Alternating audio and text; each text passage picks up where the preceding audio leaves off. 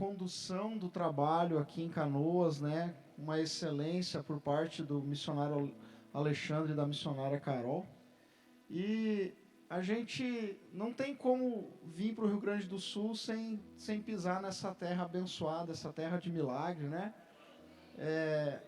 Eu estava ali adorando ali, enquanto o Alexandre estava ministrando, estava lembrando, né?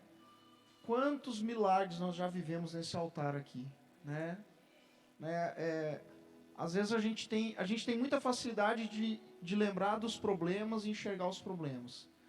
Mas a gente tem que trabalhar o nosso interior para lembrar tudo aquilo que Deus já fez na nossa vida. E eu estava ali adorando, estava lembrando quantas coisas, pessoas, né? Que Deus ministrou, Deus visitou através desse altar. Não especificamente um culto que eu estava pregando, ou que a Marília, mas qualquer um dos líderes que estavam aqui pregando, né? Quantas histórias, quantos testemunhos. Então só vem a reforçar o que o missionário acabou de falar. Esse lugar não é apenas um culto. Esse lugar é um lugar de milagre. Amém? Glória a Deus. Boa noite. Eu estou aqui privilegiada, porque quando nós pastoreávamos aqui, a Maria só filmava o Betinho. E agora ela está me filmando, gente. Então agora eu estou realmente privilegiada. Gente, domingo, né? Nós falamos isso, domingo que nós tivemos aqui. É sempre um privilégio estar aqui. Nós pastoreamos essa igreja por 5 anos, então essa igreja ela está no nosso coração. E uma das coisas que nos alegra, né? Porque nós pastoreamos também a igreja em São Leopoldo, aqui no Rio Grande do Sul. E uma das coisas que nos alegra é ver que as pessoas permaneceram. Então, chegar aqui, ver vocês e ver as pessoas novas sempre é uma alegria no nosso coração. Hoje nós estamos pastores lá na cidade de Sinop, no Mato Grosso, uma igreja muito amada também, que já tem o nosso coração, já são 5 meses em Sinop, uma terra bem quente. Sempre quente, né? Porque aqui é quente, mas lá é quente, sempre quente. Lá o clima se divide em chovendo e calor, né? Mas tem sido realmente bênção, o Senhor tem usado as nossas vidas. E eu quero entrar na palavra, quero que você feche os seus olhos, em nome de Jesus, coloque a mão no seu coração, vamos orar, Deus. Nós queremos, Pai, nessa noite, a Tua presença nesse lugar, Deus, a Tua presença, ela já está aqui. E nós queremos que ela seja derramada ainda mais nessa noite. Senhor, o que tivemos até aqui não é suficiente, porque sempre queremos mais do Senhor. Por isso, nessa noite, fala aos nossos corações. Senhor, em nome de Jesus, agora, sonda e conhece o nosso coração, a nossa mente. Tira, Deus, todo sentimento errado do nosso coração. Todo sentimento errado agora, nesse lugar. Pai, que nós possamos ouvir a Tua voz. Que o Teu Espírito Santo tenha liberdade nas nossas vidas e encontre o nosso coração quebrantado. Em nome de Jesus Cristo. Amém. Amém? Queridos, então nessa noite nós vamos falar sobre construindo cenários. Construindo novos cenários. E quando eu estava preparando essa palavra, Deus falou muito no meu coração, me trouxe tantas coisas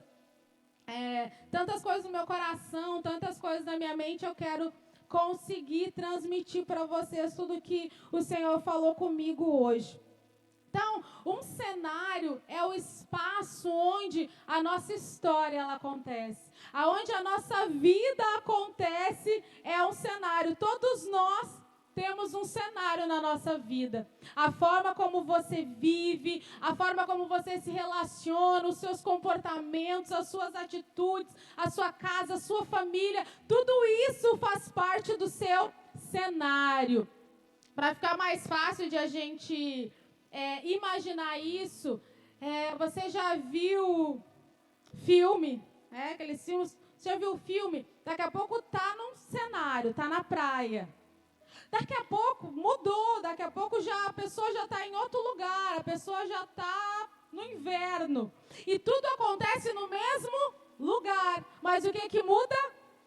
O cenário é diferente. Então o cenário, ele vai determinar o que eu estou vivendo. O meu cenário, quando a gente traz para o mundo espiritual, para a nossa vida com Deus, o nosso cenário, ele determina a nossa vitória, a nossa colheita. Então, o cenário da sua vida, presta atenção nisso, vai determinar a sua vitória. E hoje eu quero falar para você que Deus, ele quer que nós possamos mudar os cenários da nossa vida. Por quê? Porque Deus, ele tem prazer na nossa vitória. Deus, ele tem prazer na nossa colheita e numa colheita abundante. Deus, ele nos chamou para vencer. Amém? Você acredita nisso, que Deus chamou para vencer? Deus, ele não nos chamou para viver um evangelho de sofrimento. Você sabia disso? Muitas vezes nós caminhamos em extremos na nossa vida. Ou nós vivemos um evangelho de sofrimento, nós queremos esse evangelho, porque nós entendemos que eu estou sofrendo, e esse sofrimento ele é necessário, porque o crente que é crente tem que sofrer. Ou nós vivemos um evangelho onde eu quero que o Senhor faça todas as coisas do meu jeito, da minha forma e na minha hora. Aí é um evangelho fast food, e isso não existe. Mas o que eu quero dizer para você nessa noite é que Deus nos chamou para manifestar o sobrenatural dele nas nossas vidas, amém? Mas para que isso aconteça, nós precisamos entender algumas coisas. Sabe, uma das coisas que eu tenho entendido, queridos, é que aquilo que Deus tem para mim, para você, é para hoje, é para agora. Muitas vezes nós focamos, isso é muito bom, agora está chegando o final do ano e muitos de nós já estamos pensando no que nós não alcançamos nesse ano, que nós vamos colocar no nosso painel dos sonhos do ano que vem, o que nós queremos viver, e isso é muito bom. Agora eu quero dizer para você que a Bíblia fala lá no livro de Hebreus 13:8, que Deus, que Jesus, ele é o mesmo hoje, ontem, amanhã e sempre. Ele não muda. Então o Deus que vai te abençoar no ano que vem é o mesmo Deus que está aqui para te abençoar hoje. É o mesmo Deus que está aqui para te abençoar agora.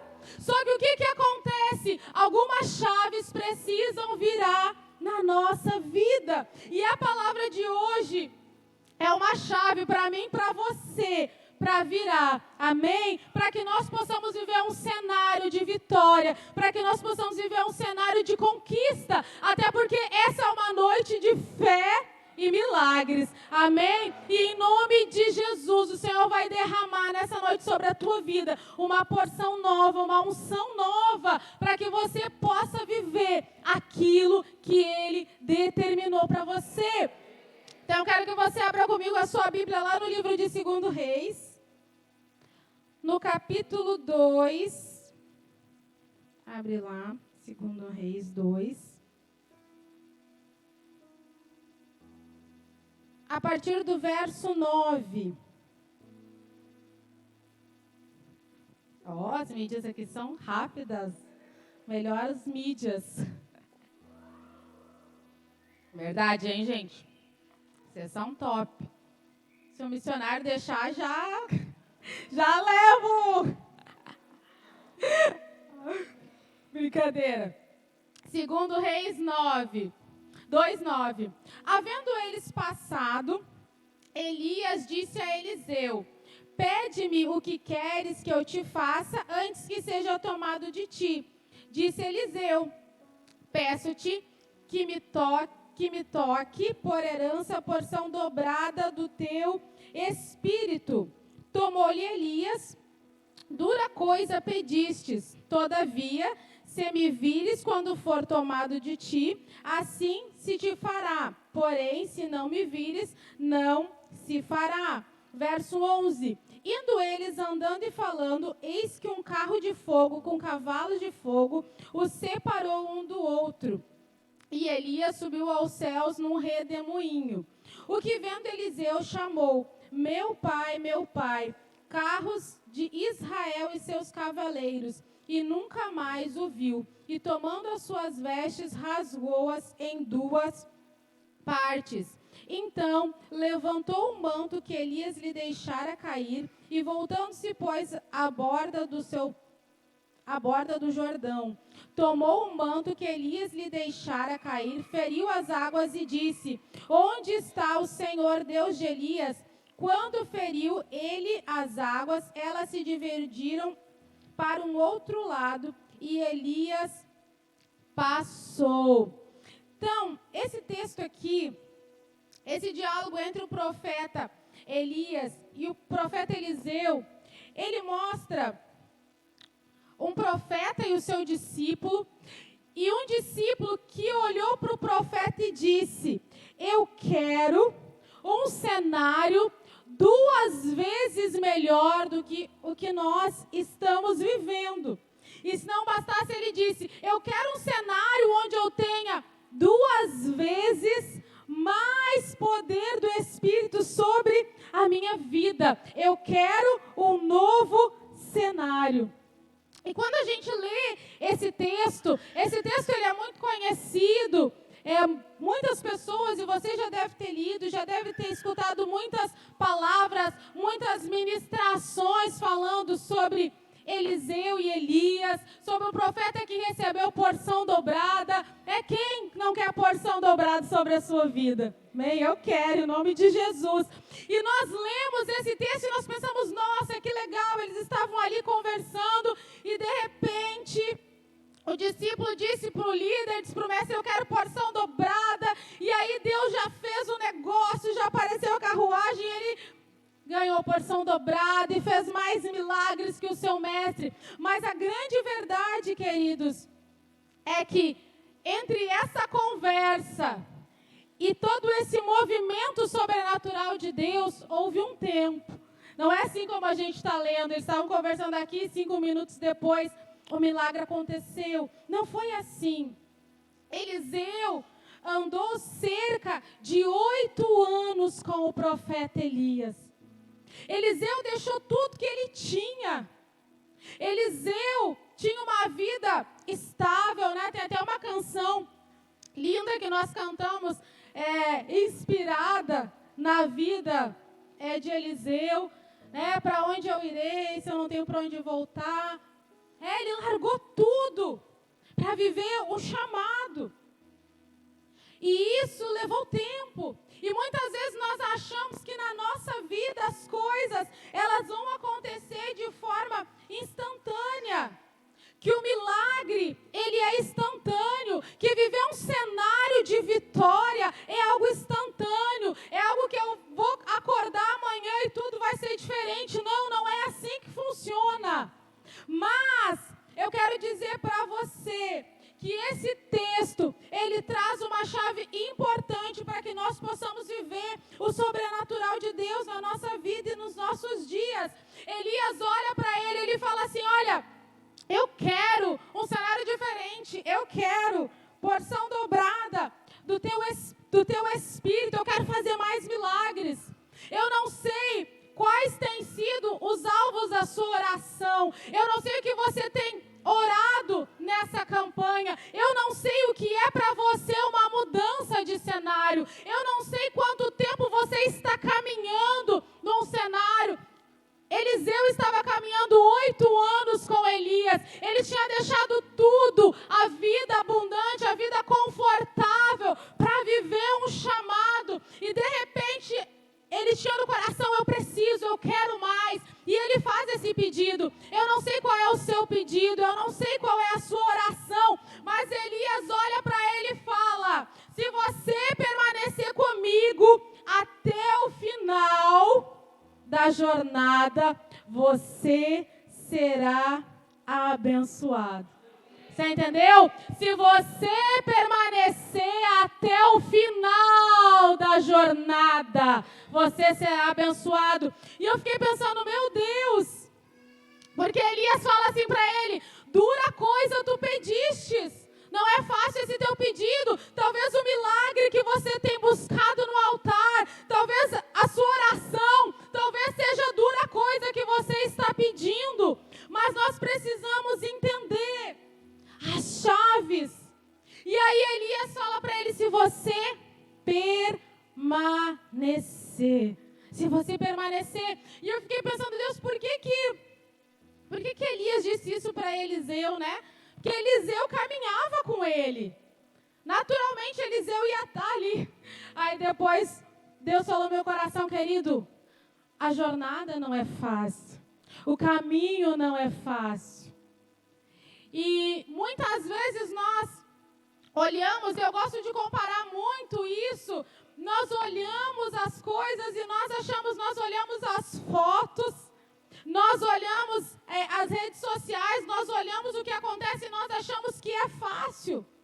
Mas eu quero dizer para você, quando você vê um casamento bem-sucedido, quando você vê uma família bem-sucedida, não existe família perfeita, amém? Mas existe família saudável. Aleluia.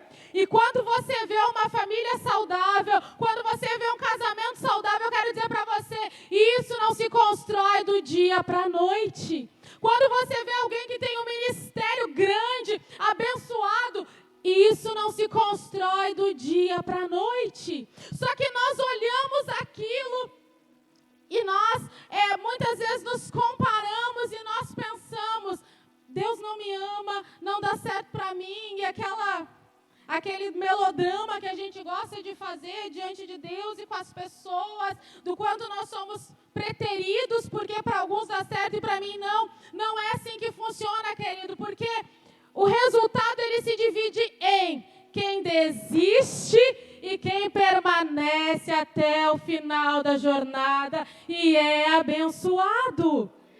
Então, Eliseu caminhou 8 anos e quando ele fez o pedido, o profeta falou, se você me ver, se você permanecer, sabe, eu não sei quanto tempo você tem buscado algo de Deus, mas, querido, nós não podemos pensar que o evangelho é um evangelho de facilidades, mas nós também não podemos acreditar que é um evangelho de sofrimento. Nós também não podemos acreditar que o que Deus tem para nós é uma vida medíocre, financeira, na nossa casa, na nossa família, porque não é. E eu estava pensando, se fosse assim, se fosse para nós vivermos uma vida de sofrimento, Jesus, quando veio à Terra, não teria curado ninguém. Por que Jesus curou as pessoas? Por que Jesus manifestou milagres naquele cenário? Porque esse é o projeto de Deus para nós.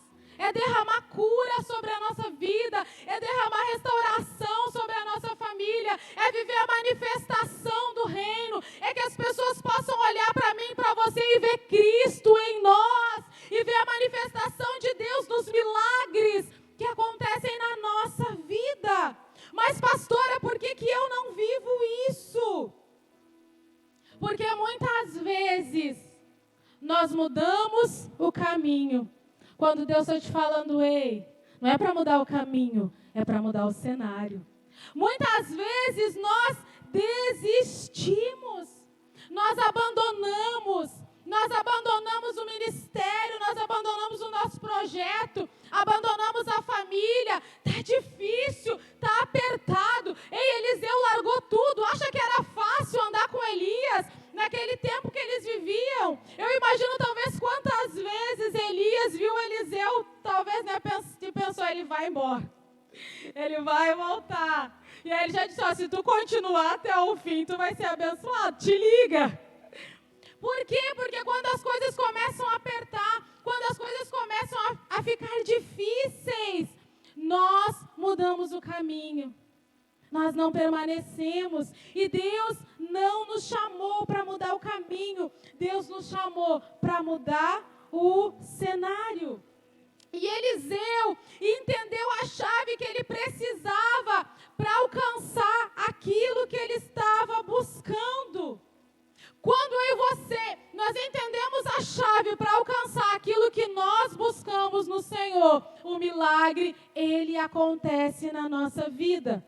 Agora, queridos, pastora, em que tempo, em quanto tempo? Eu não sei, porque o tempo ele pertence a Deus. Mas quando você entende a chave e você vira essa chave, o tempo, querido, não é um fator determinante para você permanecer. Então, Eliseu entendeu que ele tinha que estar presente quando Elias fosse levado. Ele entendeu a chave da vida dele, o que eu preciso para ser abençoado, o que eu preciso para ter porção dobrada, o que eu preciso para fazer mais milagres. Eu preciso ver Elias, eu preciso permanecer. E eu quero falar para você 2 itens sobre o que é permanecer. Porque muitas vezes nós ouvimos, você tem que permanecer, você tem que permanecer, você tem que permanecer. E a gente muitas vezes de fato quer. Mas o que é permanecer? A primeira coisa que eu e você precisamos entender, que alguém que decide permanecer é alguém vigilante. Eliseu, quando ele entendeu isso, eu preciso permanecer. Ele já caminhava com Elias. E agora, o que eu preciso fazer? Eu preciso estar vigilante, ou seja, eu preciso estar atento. Eu preciso estar com os meus olhos abertos. Por quê? Porque imagino que qualquer piscada de olho de Eliseu, ele podia perder Elias subindo. Qualquer dormidinha a mais, ele podia perder a bênção da vida dele. Então, permanecer, querido, é estar atento. Permanecer é estar percebendo os ambientes, reconhecendo os ambientes ao nosso redor. Nem todos os dias são dias que nós estamos motivados. Nem todos os dias são dias em que nós estamos super felizes, porque nós somos humanos. Mas mesmo nesses dias, nós precisamos tomar uma decisão na nossa vida. Tem dias, querido, que talvez você vai vir à igreja e você, porque você está cansado, porque você está sobrecarregado, porque você está com circunstâncias ao seu redor, talvez nesse dia você vai chegar aqui e você não vai chegar já sentindo a presença de Deus, mas o que você precisa? Perceber o ambiente. Por quê? Porque se você chegou aqui pesado e o irmão que está à sua esquerda está recebendo de Deus, é porque Deus está aqui. E se Deus está aqui, quem está fora do cenário é quem? É você. E aí o que eu preciso fazer? Buscar a presença de Deus. Sabe o que acontece na nossa vida? Pode aplaudir a Jesus se você quiser. Sabe o que acontece na nossa vida? Acontece o seguinte: as circunstâncias, elas começam a apertar. Eu quero um novo cenário. Eu estou vivendo um cenário de dor na minha casa. Eu estou vivendo um cenário de dor com os meus filhos. Eu estou vivendo um cenário de dor na minha vida financeira. Eu estou vivendo um cenário de dores na minha família. E começa a apertar nos meus relacionamentos. E aquilo começa a apertar. E eu estou pesado. E aí, eu estou caminhando. Mas aí eu chego na igreja e falo, não vou mais vir no culto, não vou mais vir à célula, ou eu vou ir para outro lugar, porque eu quero mudar o caminho e não o cenário. Eu vou mudar de cidade. Querido, só muda de cidade se você for enviado ou se tiver um propósito de Deus. Porque não adianta você mudar de cidade, de casa, de igreja, se o cenário é o mesmo. Sabe por quê? Porque vai passar 1 ano, 2 anos e você vai estar vivendo a mesma coisa. Por quê? Porque você mudou o caminho, mas não mudou o cenário. E eu estou falando isso porque eu conheço muitas pessoas que mudaram o caminho, mas continuaram vivendo as mesmas dores. Por quê? Porque o cenário é o mesmo. Porque aquilo que você não resolveu vai te acompanhar.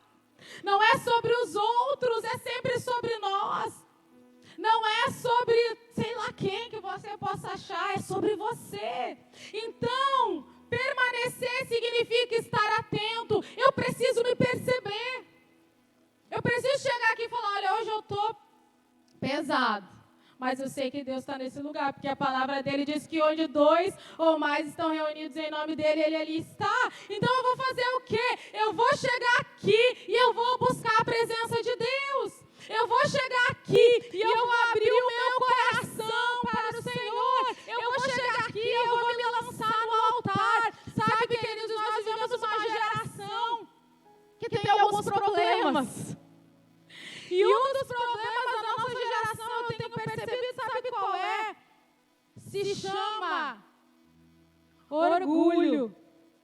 Às vezes você está com o seu coração pesado, você está precisando de todos nós precisamos de Deus, mas você vem para o culto e na hora do momento do altar, que é a hora para você dobrar seus joelhos, que é a hora para você chorar na presença de Deus, isso é uma coisa que me incomoda, eu tenho falado isso muito lá na igreja. Querido, o momento do altar é para todo mundo. O momento do altar é para o líder, é para o pastor, é para o missionário, é para... Não dá para sair lá das mídias. O momento do altar é para todo mundo. Por quê, pastora? Porque é o momento que eu dobro meus joelhos e eu me entrego na presença de Deus. Eu falo, Senhor, eu preciso disso, Senhor, eu preciso da tua presença. Senhor, eu preciso ser cheio de ti. Mas muitas vezes, sabe o que nós fazemos? Nós estamos enfrentando dificuldade, o cenário está ruim. E sabe o que nós estamos fazendo? A gente está no orgulho. Não vou sair do meu lugar. Ou a gente quer ficar, às vezes tem um probleminha, né, com o líder, ou sei lá com quem, e aí tu fica bicudo. Gente, tá perdendo tempo de ser abençoado. O lugar que nós temos para humilhar a nossa vida é no altar. Querido, se você não aprender a humilhar a sua vida nesse lugar, se você não aprender a humilhar a sua vida nesse cenário, que é o cenário preparado para o milagre de Deus na sua vida, que é o cenário preparado para o sobrenatural de Deus acontecer na sua vida, eu não sei onde você vai fazer, aliás, eu sei, você vai ser humilhado lá fora. Você vai ser humilhado lá fora quando você perder a sua família, quando você perder seu trabalho, a sua vida financeira. Pastora, eu estou sendo humilhado. Está faltando se humilhar no altar, então. Porque, querido, se você não está vencendo lá fora, é porque está faltando o joelho dobrado aqui dentro. Está faltando o joelho dobrado lá na sua casa. Está faltando buscar o Senhor com intensidade. Isso é permanecer. Isso é estar atento. A Bíblia fala lá no livro de Mateus que o reino de Deus ele é conquistado por esforço. E os que se esforçam se apoderam dele. Ou seja, muitas vezes eu tenho que forçar. Porque eu quero viver o sobrenatural de Deus. Eu tenho que forçar. Eu não estou com vontade de orar, não estou com vontade de ir na igreja, eu tenho que forçar. Mas nós queremos viver uma geração coach. E aí você quer vir no culto e você quer ouvir isso. Olha, em 7 dias o amado vai voltar. Isso não é coach, daí. A gente quer ouvir isso. Seus problemas estão acabados, está tudo resolvido. Você é um vencedor. E eu até tentei, gente, fazer umas frases motivacionais aqui, mas não deu. A gente quer essas frases motivacionais porque a gente quer postar e tal. E isso é muito legal. Querido, mas isso não sustenta você. Isso não traz transformação para a sua vida. Sabe? Eliseu andou 8 anos com Elias. 8 anos. Imagina as peleias que ele enfrentou, os perrengues, as fomes. E o profeta Elias era um profeta um tanto quanto dramático, então eu imagino o que ele não ouvia. Mas ele olhou e falou, não, eu quero mais do que ele faz. Eu quero porção dobrada. E aí ele falou, eu vou ficar... Imagina ele pensando, não vou nem dormir. Sabe, querido, Deus está esperando isso da nossa vida. que nós estejamos atentos, que nós estejamos vigilantes. Sabe, que a gente pare de ficar procurando frase de efeito e a gente dobre os nossos joelhos e deixa o Senhor falar diretamente comigo e com você, porque o Senhor vai trazer a frase diretamente ao seu coração. Sabe, a gente precisa querer parar de ouvir Deus só através da boca de outras pessoas e ouvir Deus no íntimo, no secreto, porque Ele quer se relacionar comigo e com você. Sabe, Deus, Ele não se manifesta só na minha vida ou lá na vida do bispo Rodovalho. Ele se manifesta na sua também. E aí o que eu preciso? Estar atento, perceber o ambiente. Qual é o ambiente que você está vivendo hoje? Qual é o ambiente que você está vivendo agora? Você precisa forçar a presença de Deus na sua vida. Force, sem vergonha, sem constrangimento. Mas se eu for para o altar, o que os outros vão pensar, querido, o que os outros vão pensar é um problema deles. O que você tem que estar preocupado é o que Deus pensa sobre você. O que você tem que estar preocupado é a presença e a manifestação do Espírito Santo. Mas eu vou chegar em casa e minha mulher vai falar que eu estava me fingindo. Deixa ela falar. Mas eu vou chegar em casa, o meu marido vai dizer que lá na igreja é tudo fingimento. Deixa falar. Imagina o que a família de Elias disse quando ele vendeu tudo, queimou as carroças e disse: eu vou seguir esse homem. Querido, o que os outros vão pensar é problema deles. Tenha a sua busca. Se joga na presença de Deus, esteja atento. Estar atento é redefinir, estar vigilante é redefinir as minhas prioridades. Você quer ser abençoado? Amém? Sim ou não? Quem quer ser abençoado? Ninguém vai dizer que não quer, né? Misericórdia. Se tiver alguém que não quer, já vem aqui que eu já vou orar agora. Por quê? Porque eu quero viver o melhor dessa terra. Eu quero comer o melhor dessa terra. Eu quero colher o melhor dessa terra. Mas para que isso aconteça, eu vou ter que saber quais são as minhas prioridades. Quais são as prioridades da sua vida? O que você define como prioridade? Buscar a presença do Senhor. E aí, Mateus fala lá, mas buscar em primeiro lugar o reino de Deus e a sua justiça. Qual é a prioridade da sua vida? Buscar o reino de Deus, querido, não é você liderar 50 células. Buscar o reino de Deus é você estar de joelho no altar do Senhor, orando, jejuando, clamando.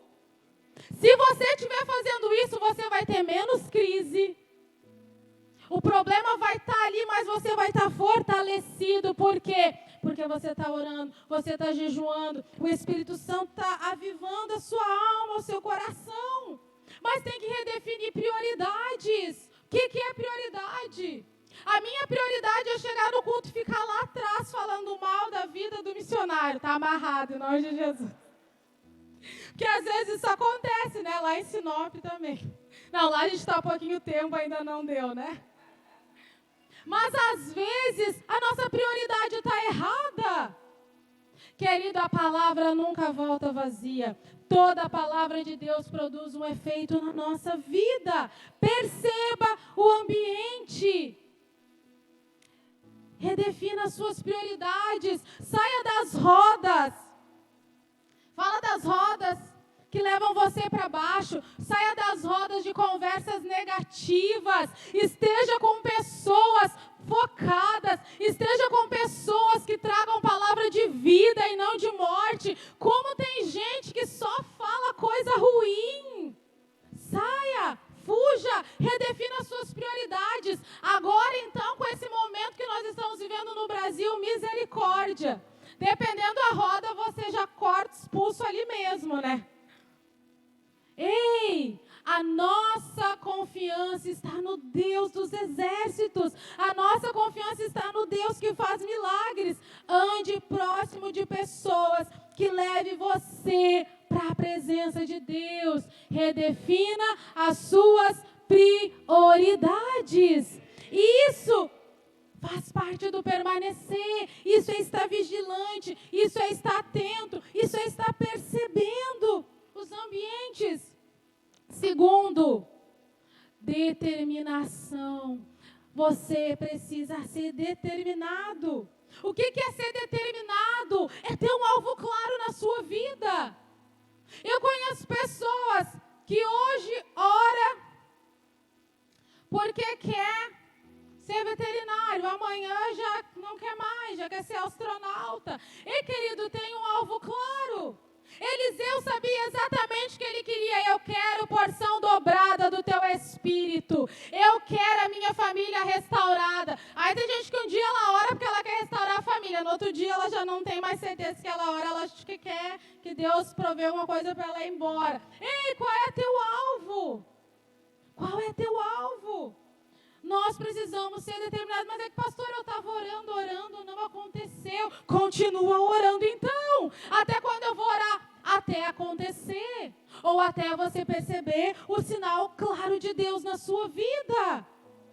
Por quê? Porque quando eu estou na presença de Deus, o mundo espiritual, ele se movimenta. Deus tira da sua vida o que não é para ser. E Deus traz para a sua vida aquilo que é para ser. Mas para isso eu preciso estar determinado. Eu preciso ter um alvo claro.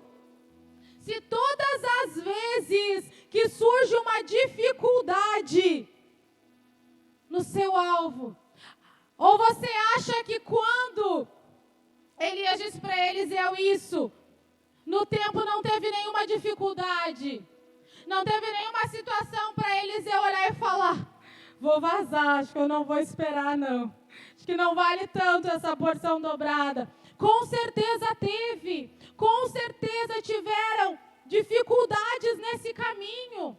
Só que se toda vez, querido, que tem uma dificuldade, você tropeça, toda vez que surge uma dificuldade, toda vez que aperta, você para de orar, você para de adorar o Senhor, você não vem mais nos cultos, você não vem mais na cela. Ei, que determinação é essa? Você realmente quer isso que você vem buscando em Deus, em oração? Porque se toda vez que surge uma dificuldade, você tropeça, é porque o alvo está perdendo o valor no seu coração. E aí, 2 Coríntios 4, abre aí para nós, 2 Coríntios 4, 17. Olha o que o apóstolo Paulo fala lá. Porque a nossa leve e momentânea tribulação produz para nós eterno peso de glória acima de toda comparação. Não atentando nós nas coisas que se veem, mas nas coisas que se não veem, porque as que se veem são temporais e as que não se veem são eternas. Tudo aquilo que você conquista no altar, tudo aquilo que você conquista no Senhor é uma conquista eterna. Então para de parar por qualquer pressão. Porque toda vez que você para, toda vez que você retrocede, querido, você está só trazendo mais sofrimento. Você está só adiando a manifestação, o agir do Senhor na sua vida. Lembra, aquilo que você está construindo em Deus é eterno. Essa leve e momentânea tribulação que você está vivendo lá na sua casa, na sua saúde, no seu ministério, não se compara àquilo que o Senhor tem preparado para você. Porque Ele diz, nem olhos viram, nem ouvidos ouviram e nem jamais subiu no coração do homem aquilo que o Senhor tem preparado para aqueles que o amam. Amém? Mas para isso,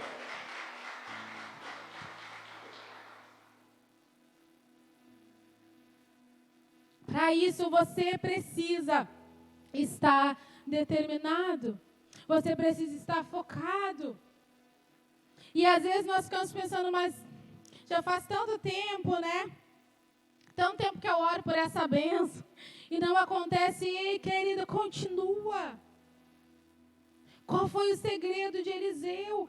Permanecer. Isso é o que virou a chave. Às vezes vai apertar mesmo, às vezes vai doer mesmo. Por quê? Porque o processo, ele dói. Pastora, mas por que esse Deus não é um Deus que quer ver o meu sofrimento? Se Deus é um Deus que quer que eu tenha uma vida abundante, que quer que eu tenha uma vida plena, por que eu estou passando por isso? Querido, porque muitas vezes o Senhor permite coisas e situações na nossa vida por conta de pecado, por conta de escolhas erradas que nós fazemos. Mas Ele é um Deus misericordioso, que se levanta em meu e seu favor. Mas para isso, nós precisamos permanecer, estar determinados olhando para o alvo. Qual tem sido o seu alvo de oração? Pelo que você tem orado? Quanto tempo você tem orado? Quantos anos faz que você tem orado? Se ainda não aconteceu, continua orando, continua perseverando. E quando eu estava vendo a vida de Elias e Eliseu, Deus falou ao meu coração que o que Eliseu viveu com Elias é exatamente o que Deus espera de mim e de você. Sabe, queridos, nós precisamos. Deus está procurando pessoas que estão dispostas a pagar o preço para estar perto dele. Deus está procurando essa geração de homens e mulheres que estão dispostos a pagar o preço para continuar olhando para o Senhor. Porque quando eu continuo olhando para o Senhor, eu sou abençoado. Porque quando eu continuo olhando para o Senhor, a recompensa vem. Porque quando eu continuo olhando para o Senhor, eu recebo fé e unção para continuar a minha jornada. Mas sabe qual é o nosso problema? O nosso problema é que, diferente de Eliseu, nós paramos de olhar para Cristo. Diferente de Eliseu, nós deixamos que os problemas, nós deixamos que as pressões, elas nos roubem, elas deixem turva a nossa visão. E nós paramos de olhar para Ele, que é o autor e consumador da nossa fé. Sabe, querido, quando nós paramos de olhar para o Senhor, nós passamos a viver um cenário que não vai nos levar à vitória. Quando nós paramos de olhar para Cristo, então a chave para a nossa vida, sabe qual é? Se de tudo que eu falei aqui, você entender que você precisa continuar com os seus olhos em Deus. Sabe aquela frasezinha de efeito lá, que vem do Salmo também, né? Olho para os montes, de lá vem meu socorro. Eu olho para o alto, eu olho para o céu, porque de lá o socorro vem. É verdade, é continuar com seus olhos em Cristo, é continuar crendo na palavra do Deus que é verdadeiro. Quando você continua olhando para Deus, você vai viver um cenário fértil. Se você quer viver um cenário fértil na sua vida, um solo fértil, sabe, eu tenho entendido isso, né, nesse tempo. Querido, não existe uma forma de nós não sermos abençoados quando nós estamos olhando para o Senhor. E eu tenho percebido, eu tenho entendido que quanto mais você entrega, mais você recebe. Quanto mais você entrega, quanto mais você se doa para o Senhor, mais você recebe. Sabe qual é a diferença? Quando você vê alguém que está sendo abençoado na sua vida, quando você vê alguém financeiramente abençoado, você pode ter certeza de uma coisa. Olha como é o nosso conceito. Sabe qual é o nosso conceito? O nosso conceito é assim: aquela pessoa, ela entrega, ela oferta porque ela tem. Esse é o nosso conceito, certo? Mas eu vou dizer uma coisa para você. A pessoa, ela não entrega, ela não oferta porque ela tem. Ela tem porque ela entrega e porque ela oferta. Essa é a diferença. Quando eu e você, nós aprendemos a entregar. qualquer área da sua vida. Seu ministério, a sua casa, a sua família. Quando você aprende a se derramar diante de Deus. Ah, pastora, mas eu cansei, eu desanimei. Desculpa, querido. Não existe outra forma que não seja um coração derramado no altar. E eu vou dizer para você, se você entrega, se você se doa, não existe. Não existe a possibilidade de você não ser abençoado. E aí Elias diz para Eliseu: se você me ver até o final da jornada, mesmo sendo duro, mesmo sendo difícil, isso que você me pediu, se você me ver, se você permanecer até o fim, você vai ser abençoado.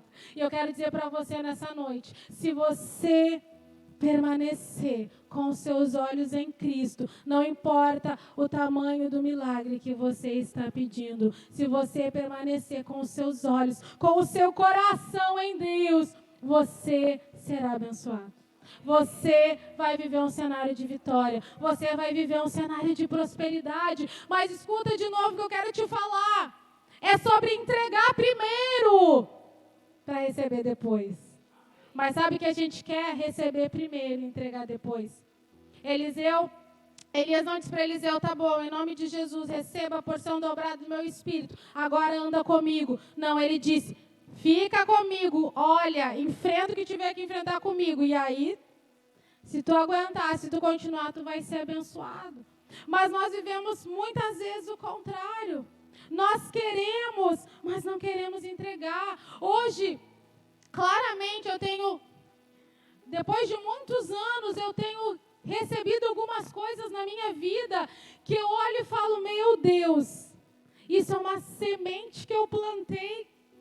Sabe, querido, hoje eu recebo algumas coisas na minha vida e eu tenho plena consciência que não é fruto do acaso. Hoje eu recebo algumas coisas na minha vida e eu tenho convicção de que é fruto de sementes que eu plantei. E muitas delas eu não plantei quando estava tudo lindo, só sol. Muitas delas eu plantei chorando. Eu lembro uma vez, isso é até um testemunho de uma semente financeira.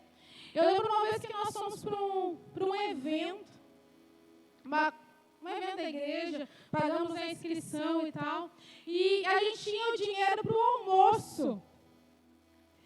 E teve um momento lá da oferta e tal, e o pastor ofertou o nosso dinheiro do almoço. Só que o que acontece? Eu já conheço ele, né? Eu sei que terminou e tal, e eu falei: vamos almoçar. Ele falou: não estou com fome. Falei, aí eu falei: tu ofertou o nosso almoço, né, Ismael? E daí ele me olhou. E, querido, sabe, naquele dia, o evento terminou, e sabe o que aconteceu na nossa vida? Nada. Nós não ganhamos um convite para almoçar, a gente já estava aqui em Canu. Nem o seu Romário nos convidou para almoçar. A gente não ganhou um convite para almoçar, não ganhou nem um lanche pastoral, nada. Zero. Nós voltamos para casa às 5 horas da tarde com fome. Aconteceu nada. Mas hoje, eu recebo algumas sementes na minha vida diretamente, que eu sei claramente que foi a oferta que produziu. Hoje, eu recebo convites e eu falo: Deus, Senhor, que eu sei que é fruto de uma semente que a gente não plantou sorrindo. É fruto de uma semente que a gente não esperou ter para plantar, porque muitas vezes é isso. Meu Deus, não vou almoçar. Faz parte do processo. Você sentir fome faz parte do processo. E quantos anos depois eu estou colhendo na minha vida? Gente, isso é fantástico. Eu falo para vocês o que a gente tem vivido em Deus nos últimos dias. E eu falo: Senhor, obrigado porque a gente semeou.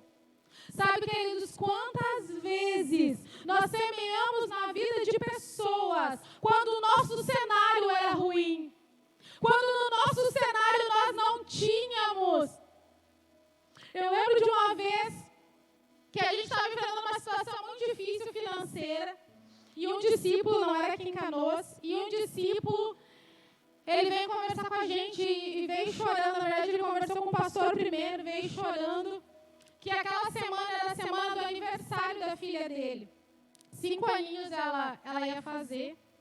E a mãe da menina estava contando com ele para dar os salgados da festinha. E ele estava desempregado, e ele não tinha, e chorando e tal. Foi um culto de terça-feira. Nunca vou esquecer desse dia. E o pastor orou com ele, e aí o pastor ele falou comigo, falou, olha, amor, a situação do fulano é essa. A gente falou, a gente não tem. Naquela época dava uns R$300 de salgados. E a gente não tinha assim, né? Sobrando. Falei, nós vamos semear o salgado para a festinha da menina. E nós semeamos na vida dele, eu lembro que a gente semeou. E aquele rapaz, ele ficou mais uns 2 anos com a gente depois desse episódio.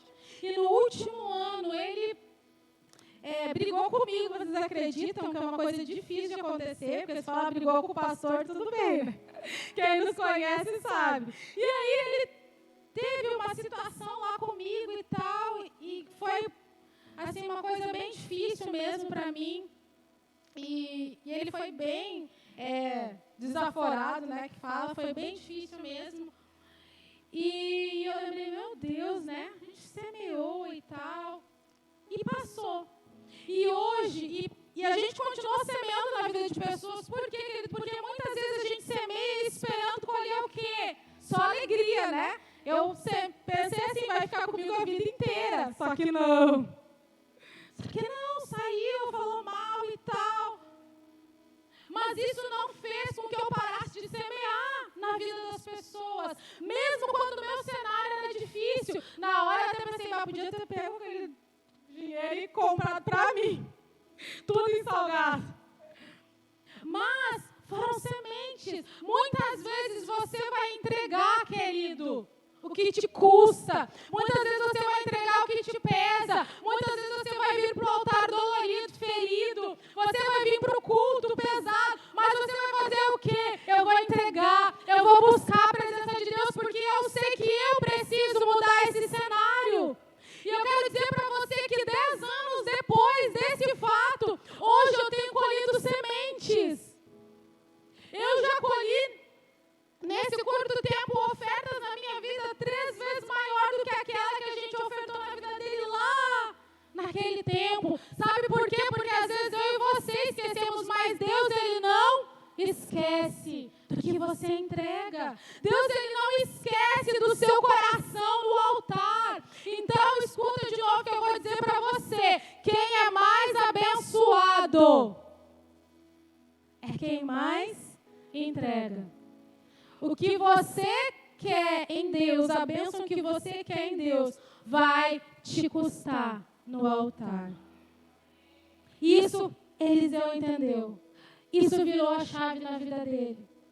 Eu preciso continuar olhando para o profeta. Eu não posso dormir, eu não posso sossegar, eu não posso piscar os meus olhos, eu não posso vacilar. E esse precisa ser o desejo do meu e do seu coração. Qual é o cenário que você quer viver? O seu alvo. Vale não sossegar. Vale estar atento. Vale acordar para orar na madrugada. Vale. Vale mudar o ambiente. Quer ter uma família abençoada? Comece a abençoar ela primeiro você. Quer ter filhos que te honrem? Comece a honrar primeiro você. Quer ser respeitado? Comece a respeitar primeiro você. Quer ser amado na sua casa? Comece a demonstrar amor primeiro você. Sabe, querido, primeiro eu entrego, depois eu recebo. Primeiro eu mudo o cenário, depois a minha volta ele muda. Começa comigo e começa com você. Deixa Deus quebrar o seu coração. Ah, não, mas eu não vou fazer porque o outro não faz. Querido, a chave que precisa virar na sua vida o orgulho não vai te levar a lugar nenhum. Mas a sua entrega no reino, na presença de Deus, vai te levar a viver a manifestação do sobrenatural de Deus todos os dias na sua vida. O que Deus tem para você é para hoje. É para agora. O ano que vem, Senhor, tem lugares altos para te levar? Tem. Mas ainda nesse ano, Deus tem manifestação do sobrenatural para entregar na sua vida. Amém? Eu quero que vocês coloquem em pé.